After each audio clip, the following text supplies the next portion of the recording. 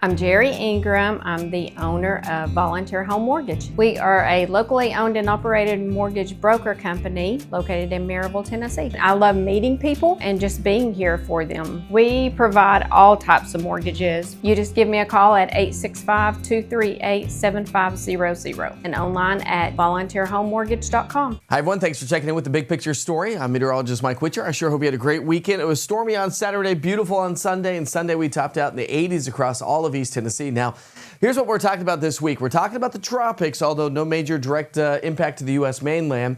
High pressure builds on in. That's going to give us a perfect end to September and a beautiful start to the month of October. Let's start you off first things first with the tropics. We've got Tropical Storm Imelda.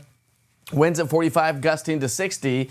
That's what's going on down there by the Bahamas. We also have Hurricane Umberto, and Hurricane Umberto is going to take some of its energy and pull Imelda back out into sea. So you can see our latest future track from the National Hurricane Center. There goes Umberto, still going to be a major Category 4 hurricane down to a 3 and a 2. Imelda could ramp back up to a Category 1 hurricane, kind of crisscross paths a little bit, but notice the hard right turn that Imelda is going to be doing, and here's the reason why. We've got Umberto there, Imelda here. The energy from Umberto and the winds are going to pull Imelda away from the U.S. mainland. But that's not all that we're talking about here on this map. As that curves its way back out into the sea, high pressure is to our north. That's keeping these storms from coming northward.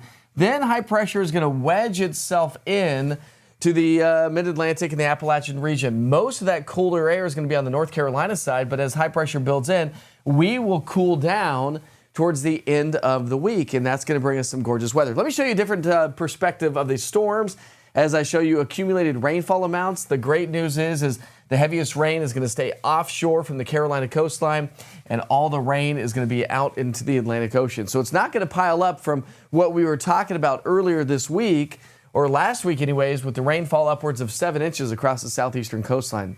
We have about a 20% chance for a pop-up stray shower or thunderstorm on Tuesday. That is going to be about the extent of it. We're going to stay trending on the average to maybe even drier side, but just generally speaking, average weather is on the way. All right, so we're going to stay in the low 80s, above that average of 79 for this time of year. Still pretty average, though. And then notice those temperatures coming back down into the upper 70s towards the end of the week. And that's due to that ridge of high pressure bringing us that cooler Canadian dry air. Now, it may not last long because the Climate Prediction Center still has the probabilities of above average temperatures all the way through the first week or maybe even 2 weeks of October.